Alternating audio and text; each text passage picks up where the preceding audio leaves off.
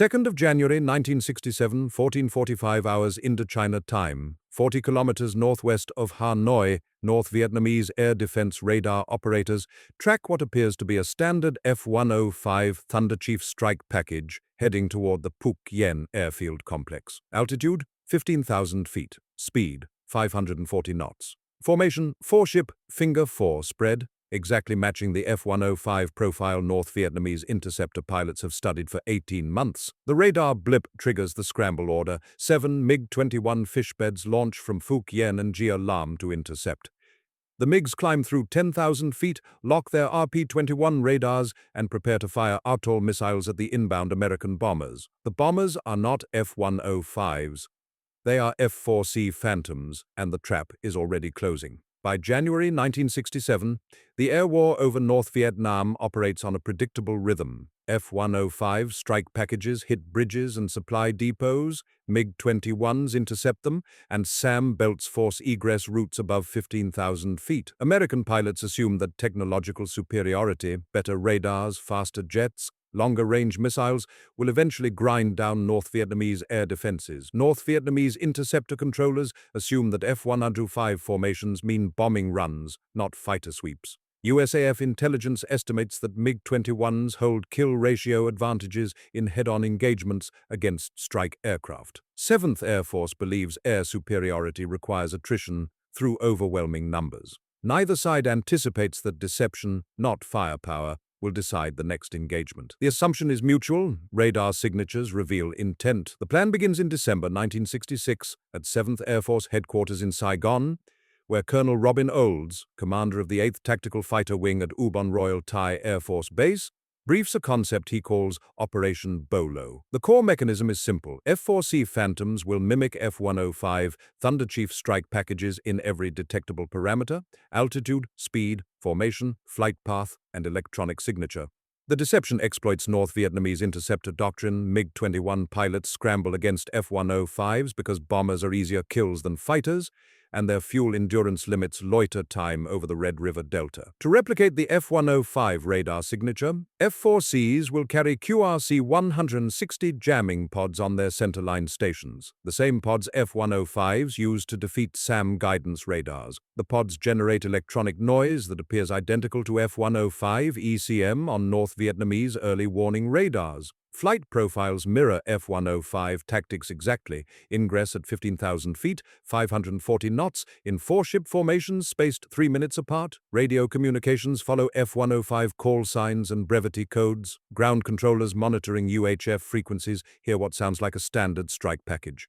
The ingress routes trace the exact corridors F-105s have used for 6 months. Entry over Laos, turn northeast at the Black River, descend into the Red River Valley. Timing synchronizes with weather. A low cloud deck over Hanoi on 2nd of January 1967 restricts visual acquisition and forces MiG interceptors to rely on ground-controlled radar vectors. The trap requires 3 waves of F-4Cs, 28 aircraft total, staggered at 5-minute intervals, to sustain the illusion of a prolonged strike. Each wave carries AIM-7 Sparrow and AIM-9 Sidewinder missiles configured for air-to-air combat, not bombs. Navigation and timing depend on dead reckoning and TACAN checkpoints. GPS does not exist, and INS accuracy degrades 2 nautical miles per hour of flight time. Weather complicates everything. The cloud deck obscures visual contact until MiGs close within 2 miles, compressing engagement windows to 15-30 seconds. Fuel management is punishing. F-4Cs burn 12,000 pounds per hour at combat power, leaving 8-10 minutes for engagement before mandatory egress to tankers. The deception succeeds only if North Vietnamese ground controllers commit MiG-21s before realizing the F-105 signature is false. Doctrine on both sides assumes radar data is truth. Olds bets that assumption will delay recognition by 4-6 minutes, long enough for the first wave to engage. The plan risks everything on synchronization. If F-4 formations arrive early or late, MiG interceptors will either miss the trap or identify the deception. Communication discipline eliminates radio chatter that might reveal the ruse. Pilots maintain strict comm silence, except for brevity code intercept calls. Intelligence estimates 12-16 MiG-21s are operationally ready at Phuc Yen, Gia Lam, and Kep airfields on 2nd of January. The goal is not area denial, but attrition. kill enough MiG-21s in one mission to cripple North Vietnamese interceptor capacity for weeks. Risk calculation accepts that cloud cover might separate wingmen, that fuel constraints might force early egress, and that SAM batteries might fire into the furball. Success depends on one variable: whether North Vietnamese radar operators believe the radar blip long enough for MiGs to commit. The weather forecast for 2nd of January predicts 8,000-foot ceilings with scattered layers, marginal for visual combat, but perfect for radar-controlled deception. Olds briefs his wing on 31st of December, 1966. "We're going to look like thuds, smell like thuds, and sound like thuds, until we're not." 2nd of January, 1967, 14:30 hours Indochina time, and the first wave of 7 F-4C Phantoms from the 8th Tactical Fighter Wing crosses the Laotian border into North Vietnamese airspace. Lead: Colonel Robin Olds and First Lieutenant Charles Clifton in Olds 01. Altitude: 15,000 feet. Speed: 540 knots. Formation: Finger 4 with a 3-ship element trailing 2 miles astern. The F-4Cs carry QRC-160 jamming pods that radiate the same electronic signature as F-105 strike packages. At 14:32 hours, North Vietnamese P-12 spoon rest early warning radar at Bac Giang paints the formation and relays vectors to the Phuc Yen Interceptor Control Center. The radar operators classify the contacts as strike group, probable F-105, heading 045, altitude 4,500 meters. At 14:35 hours, Phuc Yen Control orders MiG-21 interceptors to scramble. 4 aircraft, Vector 220, Angels 15, engage hostile strike. 4 MiG-21s launch from Phuc Yen, 3 more launch from Gia Lam. The MiGs climb through 10,000 feet, relying on ground-controlled intercept radar vectors, because the cloud deck obscures visual acquisition. Olds monitors the UHF guard frequency and hears the MiG scramble calls.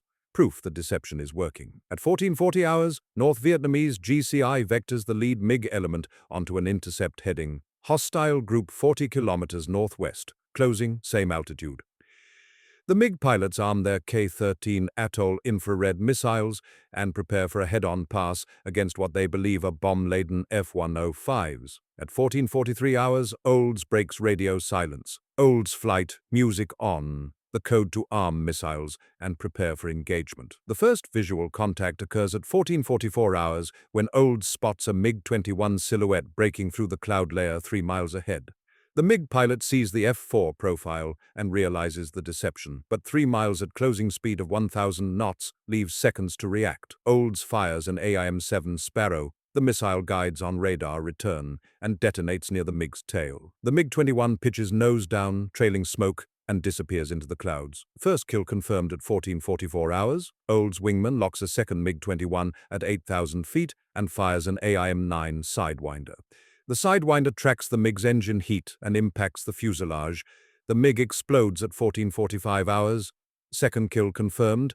The remaining MiG-21s attempt to disengage, diving into the cloud deck to break radar lock. Olds' trailing element intercepts a MiG egressing south toward Kep Airfield. A Sparrow destroys the MiG at 14:46 hours. Third kill confirmed. By 14:48 hours, the first wave has expended missiles and turns west toward the tanker track over Laos. Total engagement time, about 4 minutes. 3 MiG-21s confirmed destroyed. 4 MiGs returned to base. North Vietnamese interceptor control radios Phuc Yen. Strike group was fighters, not bombers. Abort remaining scrambles.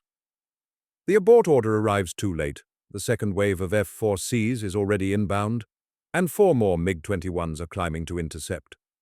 Olds egresses at 14:50 hours, fuel state critical, heading for the post-strike tanker 80 miles west. Post-mission debrief confirms all 3 kills occurred within visual range. Radar-guided missiles at cloud layer altitudes where MiGs had no escape corridor. North Vietnamese air defense logs the engagement as ambush by F-4 fighters disguised as strike aircraft.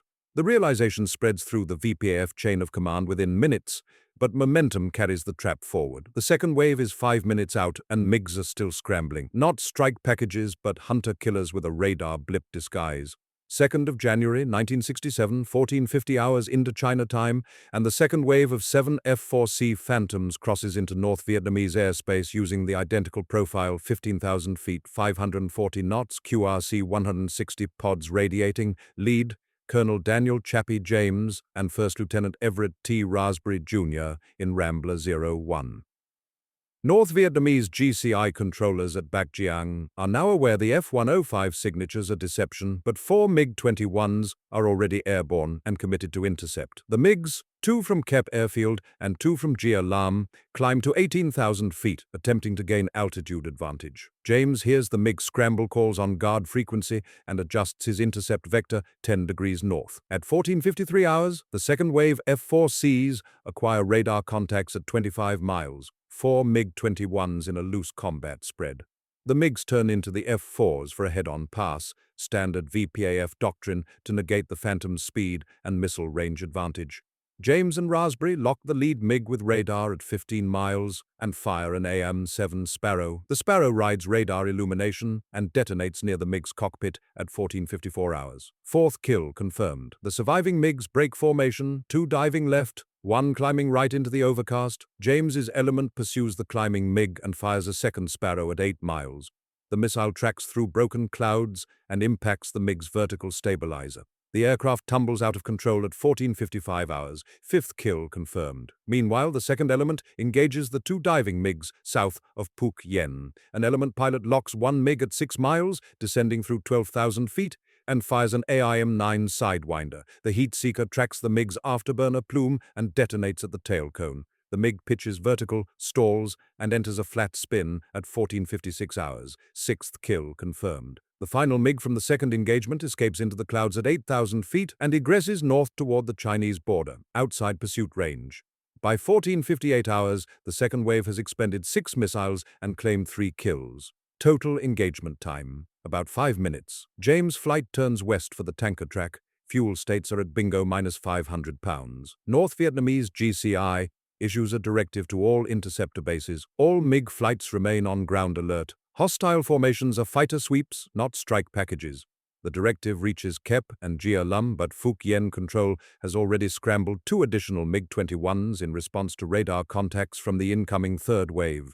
Phuc Yen's decision to scramble reflects confusion in the air defense network. Ground controllers cannot distinguish real strike packages from deception profiles in real time. The third wave of F-4Cs exploits this confusion by entering the Red River Valley on a slightly offset route 5 miles south of the first 2 waves to fragment tracking solutions. At 1500 hours, the 2 Phuc Yen MiG-21s are climbing through 14,000 feet when the third F-4 wave acquires them on radar. The MiGs are outnumbered 7-2 and caught in a fuel-critical climb with no altitude sanctuary. James' post-strike report notes, MiG-21 pilots attempted to disengage vertically, standard escape maneuver, but cloud ceiling at 18,000 feet trapped them in visual range. Colonel Daniel Chappie James, vice commander of the 8th Tactical Fighter Wing on 2nd of January 1967, later recalled, "We looked like thuds on their scopes until we weren't." The second wave egresses at 14:59 hours, leaving 3 MiG-21 wrecks scattered across Phuc Yen, Gia Lam, and the Red River floodplain. North Vietnamese air defense loses 6 MiG-21s in 14 minutes, more than any single engagement in the war to date.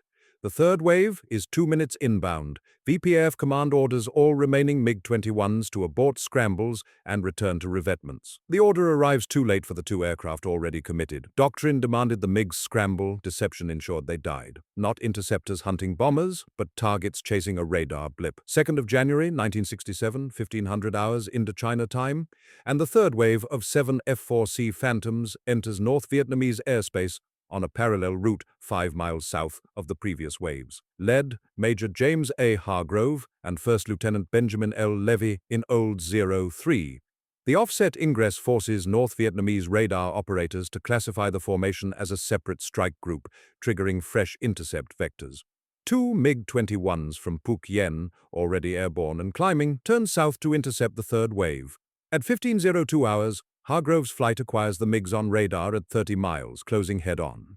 Altitude differential, F-4s at 15,000 feet, MiGs climbing through 13,000 feet. The MiGs are fuel-critical after 8 minutes airborne and lack the endurance for extended maneuvering. Hargrove locks the lead MiG at 18 miles and fires an AIM-7 Sparrow at maximum range.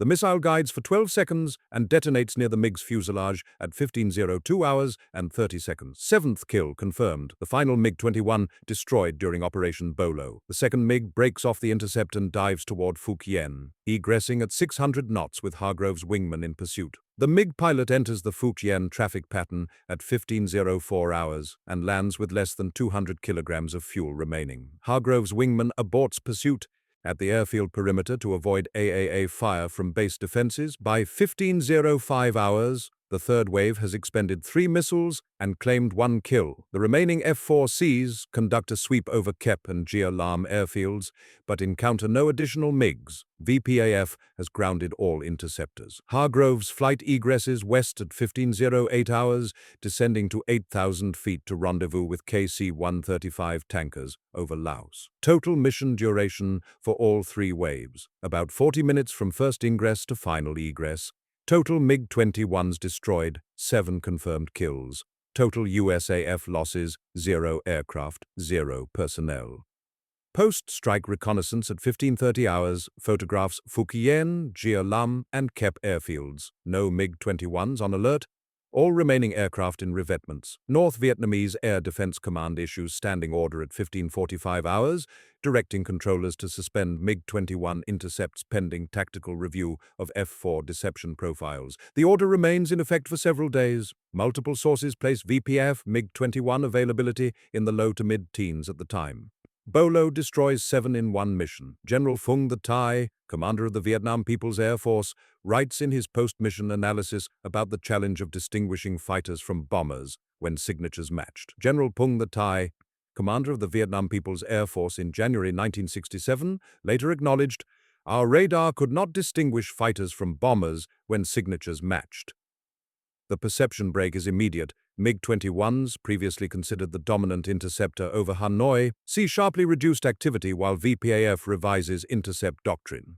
American strike packages in early January 1967 encounter minimal MiG opposition, a brief window of less contested operations. North Vietnamese SAM batteries increase firing rates to compensate for the absence of interceptors. Without MiG pressure to force strike aircraft into SAM envelopes, F-105s maneuver freely and defeat missile launches with chaff and jamming. MiG activity resumes within days when VPAF implements revised intercept procedures. Ground controllers now require visual confirmation of aircraft type before committing interceptors. The new doctrine increases MiG response time by several minutes and reduces intercept effectiveness through March 1967. Old's final mission report notes the MiG-21 threat neutralized by attrition and doctrinal disruption, creating a window for less contested strike operations. The window allows USAF and Navy strike aircraft to hit previously restricted targets in the Hanoi area with reduced losses.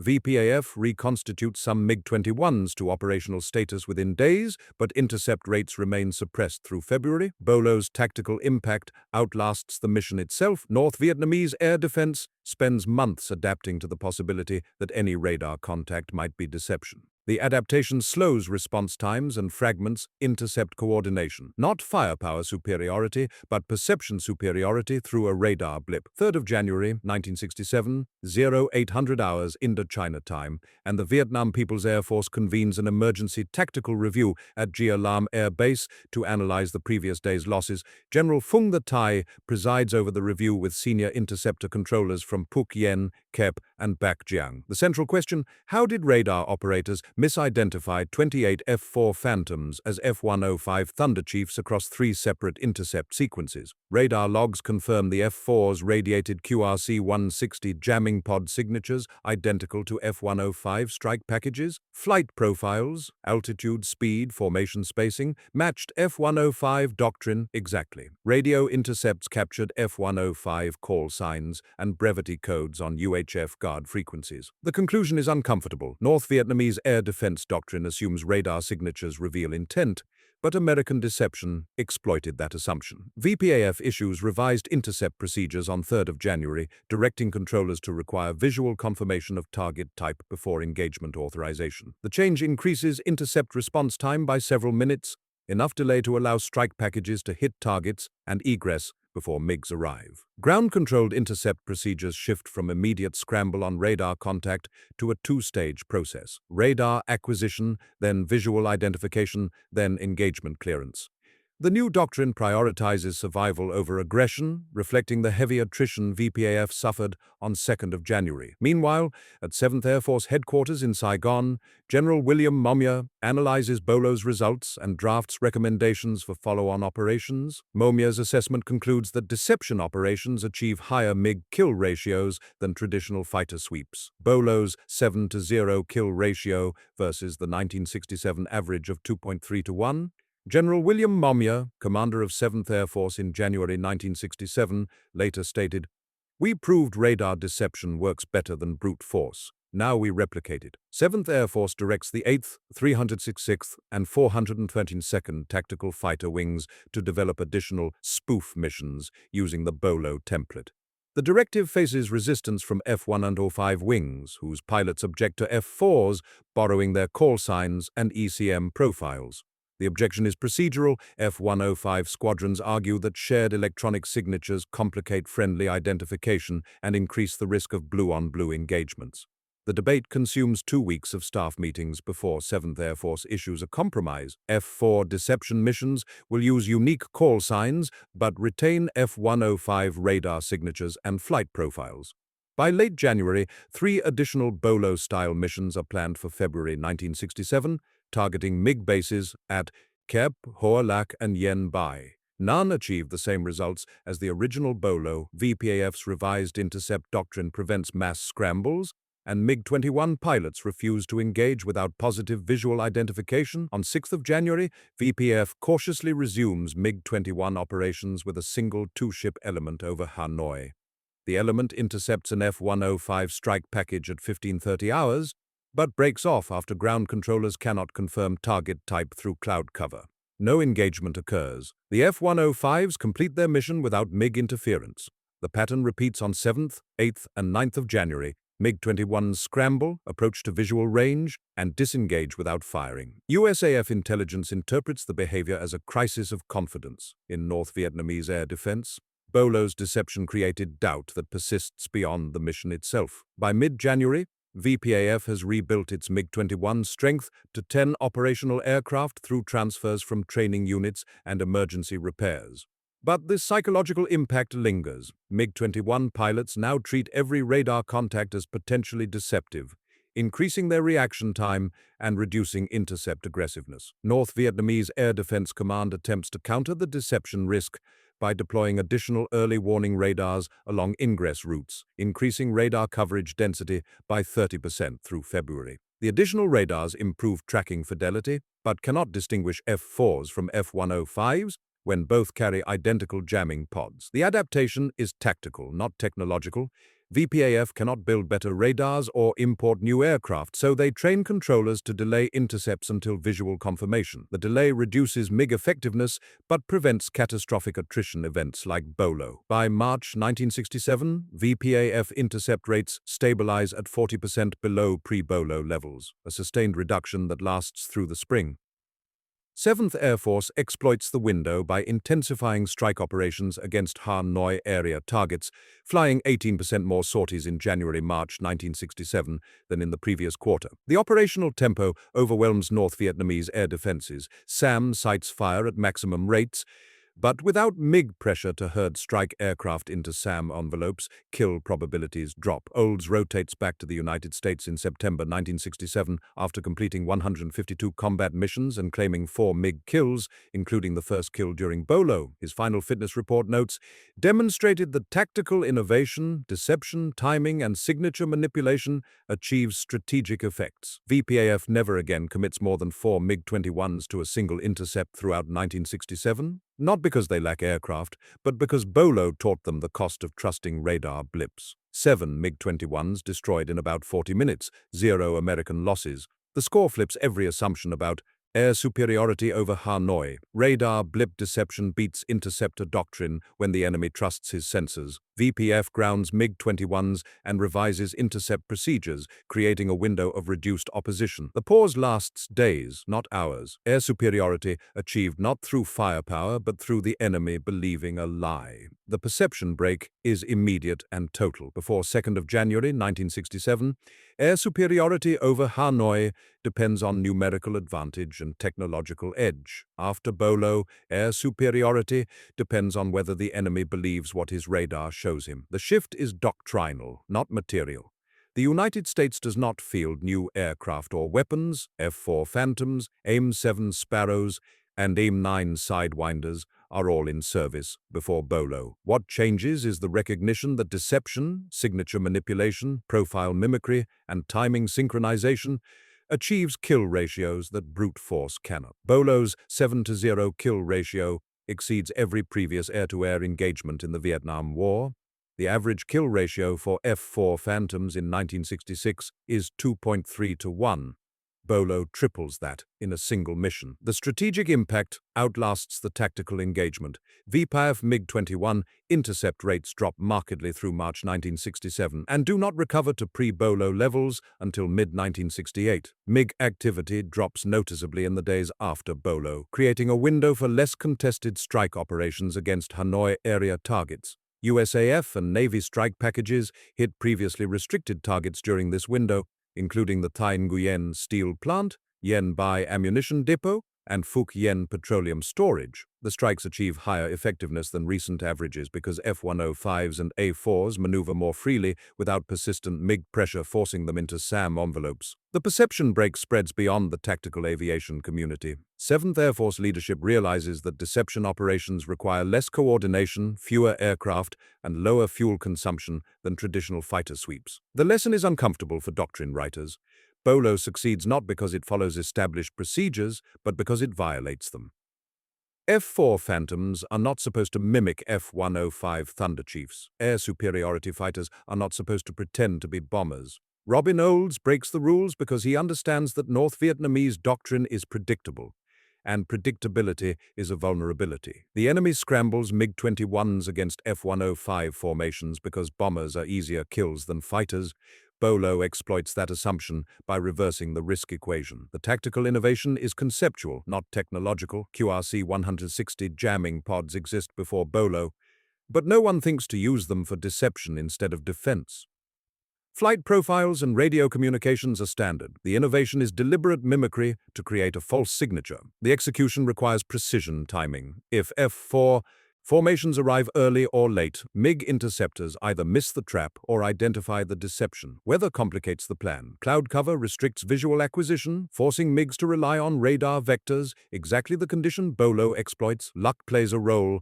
The 2nd of January forecast predicts marginal VFR conditions that turn out perfect for radar-controlled deception, but preparation creates the opportunity for luck. Olds and his pilots train for BOLO using rehearsal sorties over Thailand, practicing F-105 profiles until they can replicate altitude, speed, and formation spacing within 50 feet and 5 knots. The training investment pays off in execution. All 3 waves enter North Vietnamese airspace within 30 seconds of their planned timelines. The North Vietnamese response validates the deception. Radar operators classify the F-4 formations as F-105 strike packages, and MiG-21s scramble accordingly. The trap closes because VPAF doctrine trusts radar signatures as ground truth, a reasonable assumption that BOLO turns into a fatal error. The perception break is asymmetric. American forces learn that deception works, but North Vietnamese forces learn to distrust their own sensors. The distrust persists long after BOLO. VPAF intercept doctrine changes from immediate scramble to delayed engagement pending visual confirmation. The delay reduces MiG effectiveness, but prevents mass attrition, a rational adaptation that accepts lower intercept rates to preserve aircraft and pilots. By March 1967, North Vietnamese air defense operates in a state of perpetual uncertainty. Every radar contact might be real or deceptive, and ground controllers cannot distinguish the two without visual confirmation. The uncertainty fragments intercept coordination and slows response times, creating persistent gaps in air coverage over Hanoi. USAF exploits these gaps through intensified strike operations, but the operational tempo cannot be sustained indefinitely. Fuel, ordnance, and aircrew fatigue impose limits. By April 1967, VPAF has adapted sufficiently to resume aggressive intercepts, and the kill ratio reverts toward pre-BOLO averages. But the lesson remains. Deception achieves strategic effects disproportionate to the resources invested. BOLO costs 28 F-4 sorties, 14,000 pounds of fuel per aircraft, and 0 losses. A traditional fighter sweep to achieve comparable attrition would require 60-plus sorties, higher fuel consumption, and an estimated 2 to 3 American losses. The cost-benefit calculation favors deception, yet follow-on BOLO-style missions achieve diminishing returns because VPAF adapts. The adaptation is evolutionary, not revolutionary. VPAF cannot eliminate the vulnerability to radar deception, but they can mitigate it by changing intercept procedures. The result is a tactical stalemate at a higher level of sophistication. American forces innovate deception profiles. North Vietnamese forces adapt intercept doctrine, and the cycle repeats. The perception break, however, is permanent. After BOLO, both sides understand that radar signatures are not ground truth, but data subject to manipulation. The broader lesson transcends the Vietnam War. In air combat, the side that controls the enemy's perception of the battle space holds the initiative. Technology matters. Better radars, faster aircraft, longer-range missiles,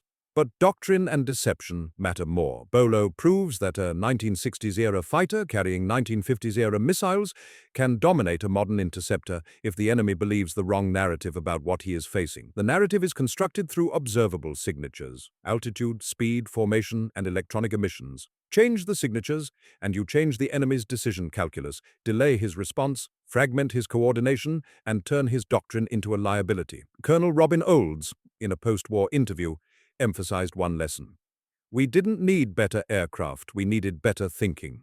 Robin Olds understands this intuitively, but the lesson does not propagate through USAF doctrine until years after the war. Post-war analysis credits BOLO as the single most effective air-to-air mission of the Vietnam conflict, but few tactical fighter wings incorporate deception operations into their training syllabi. The reason is institutional. Deception requires cross-unit coordination, rehearsal time, and willingness to violate standard procedures, all difficult to justify in peacetime training environments. BOLO remains an outlier, a mission that succeeds because one wing commander bets that radar blips lie and the enemy believes them. The bet pays off in 7 MiG-21 kills and days of air superiority. The cost is 0 American losses and a permanent shift in how both sides approach air combat. The perception break is this: technological superiority does not guarantee air dominance if the enemy can predict your tactics. Conversely, tactical unpredictability, disguise, deception, and signature manipulation can achieve dominance even with inferior technology. BOLO inverts the expected relationship between means and ends. The mission uses standard equipment to achieve extraordinary results through non-standard application. The inversion challenges assumptions about air power. Doctrine writers assume that air superiority requires overwhelming force or advanced avionics. BOLO proves that air superiority requires the enemy to make bad decisions, and bad decisions follow from false perceptions. The false perception is constructed deliberately. F-4s pretend to be F-105s, and MiG-21s die because they believe the radar blip. The radar blip is the mechanism, the mimicry is the method, and the perception break is the result. 7 MiG-21s destroyed, days of air superiority, 0 losses. Technology did not decide the outcome, deception did. Radar could not tell the truth from the lie.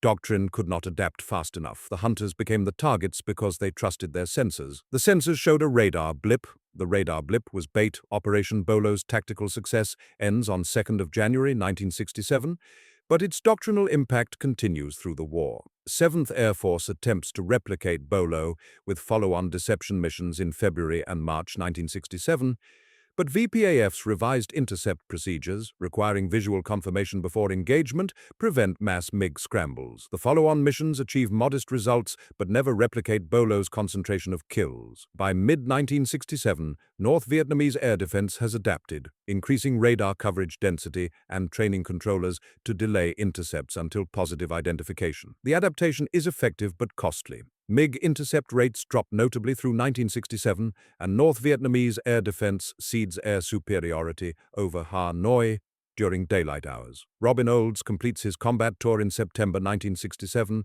with 4 confirmed MiG kills. His lesson: we didn't need better aircraft, we needed better thinking.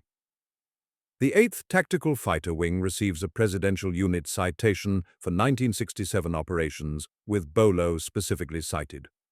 North Vietnamese records confirm 7 MiG-21s destroyed on 2nd of January and acknowledge the deception as a critical failure in interceptor doctrine. VPAF revises training to include scenarios where radar contacts do not match expected aircraft types, but the changes come too late to reverse 1967's losses. American tactical aviation learns from BOLO but does not institutionalize deception operations. Most post-war fighter tactics manuals emphasize firepower and technology over signature manipulation. BOLO proves deception works, but replicating it requires unit-level initiative that formal doctrine cannot mandate. Old's innovation remains an outlier, a mission that succeeded because one commander understood the enemy's decision-making process and exploited it. MiG kills in 1967 total 47 aircraft, with BOLO accounting for 7 in one mission, about 40 minutes of combat that created weeks of tactical advantage. The North Vietnamese never forget, trust radar signatures, and the radar blip becomes a weapon. Deception turns the hunters into targets.